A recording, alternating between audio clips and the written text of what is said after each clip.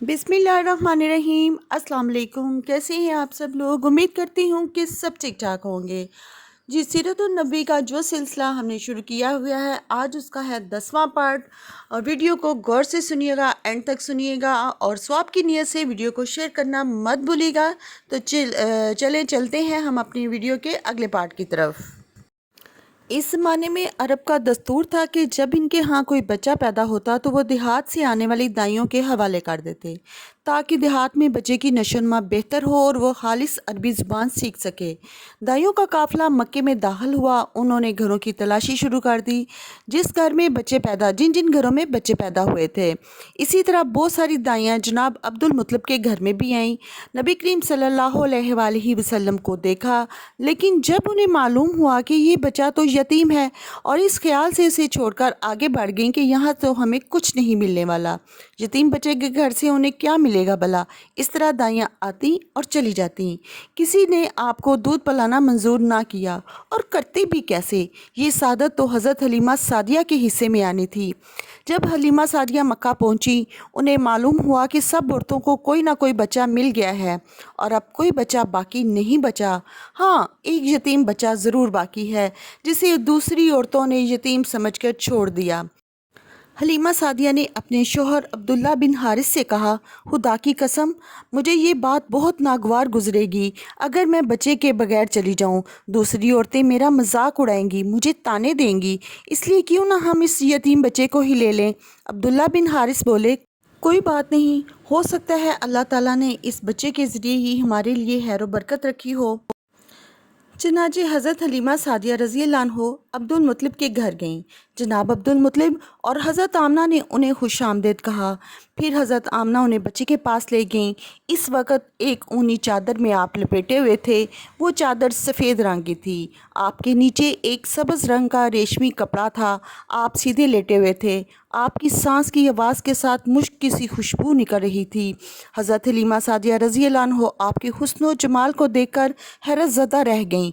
इस वक्त आप सोए हुए थे। उन्होंने आपको जगाना मुनासिब नहीं समझा, लेकिन जो ही उन्होंने प्यार से अपना हाथ आपके सीने पर रखा, आप मुस्कुरा दिए और आंखें खोलकर उनकी तरफ देखने लगे। हज़रत हलीमा सादिया रज़ी अल्लाह अन्हा फरमाती हैं, मैंने देखा कि आपकी आंखों से एक नूर निकल रहा है जो आसमान तक पहुंच रहा है।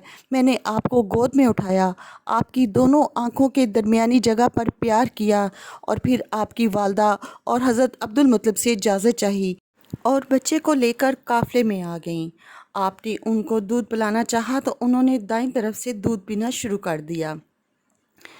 हज़रत हलीमा सादिया फरमाती हैं कि मैंने पहले बाएं तरफ से दूध पिलाना चाहा, लेकिन आपने इस तरफ से दूध नहीं पिया, बल्कि जब मैंने आपको दाएं तरफ से दूध पिलाने लगी तो आपने फ़ौरन दूध पीने लगे। बाद में आपकी यही आदत रही, आप सिर्फ दाईं तरफ से ही दूध पीते, बाईं तरफ से मेरा बच्चा दूध पीता रहा। फिर काफ़िला रवाना हुआ।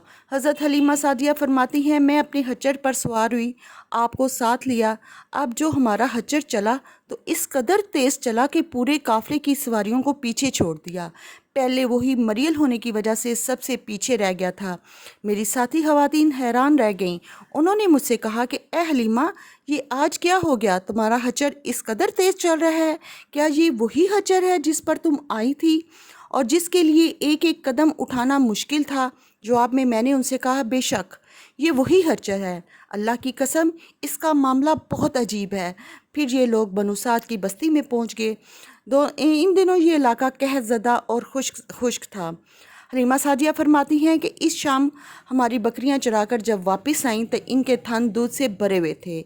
इनमें इससे पहले कभी इतना दूध नहीं था और इनके थनों से बहुत कम दूध निकलता था और बहुत मुश्किल से निकलता था। हमने इस दिन अपनी बकरियों का दूध दोया तो सारे बर्तन दूध से भर गए। अब हमने जान लिया कि ये सारी बरकतें इसी बच्चे की वजह से हैं। आसपास की औरतों में भी ये बात फैल गई। इनकी बकरियां बददस्तूर बहुत कम दूध दे रही थीं। गर्ज हमारे इलाके में हर तरफ बरकत ही बरकत नज़र आने लगी और दूसरे लोग तज्जुब में रहे। इस तरह 2 माह का अरसा गुजर गया। 2 माह में ही आप चलने लगे। 8 माह के हुए तो बातें करने लगे। آپ کی باتیں سمجھ میں آنے لگیں۔ 9 ماہ کی عمر میں تو بہت صاف صاف گفتگو کرنے لگے۔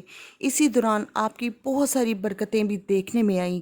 حضرت حلیمہ سعدیہ فرماتی ہیں کہ جب میں آپ کو لے کر اپنے گھر آئی تو بنو سعد کا کوئی گھر ایسا نہ تھا جس سے مشک کی خوشبو نہ آ رہی ہو۔ اسی طرح سب لوگ آپ سے محبت کرنے لگے۔ جب ہم نے آپ کا دودھ چڑھایا تو آپ کی زبان مبارک سے یہ الفاظ نکلے: اللہ اکبر کبیرن والحمد للہ کثیرن وسبحان اللہ بکرۃ وصیلا، یعنی اللہ تعالیٰ بہت بڑا ہے، اللہ تعالیٰ کے لیے بے حد تعریف ہے اور اسی کے لیے صبح و شام کی پاکی ہے۔ پھر آپ جب 2 سال کے ہوئے تو ہم نے آپ کو لے کر آپ کی والدہ کے پاس آئیں۔ اس عمر میں پہنچنے کے بعد بچوں کو ان کے ماں باپ کے حوالے کر دیا جاتا ہے۔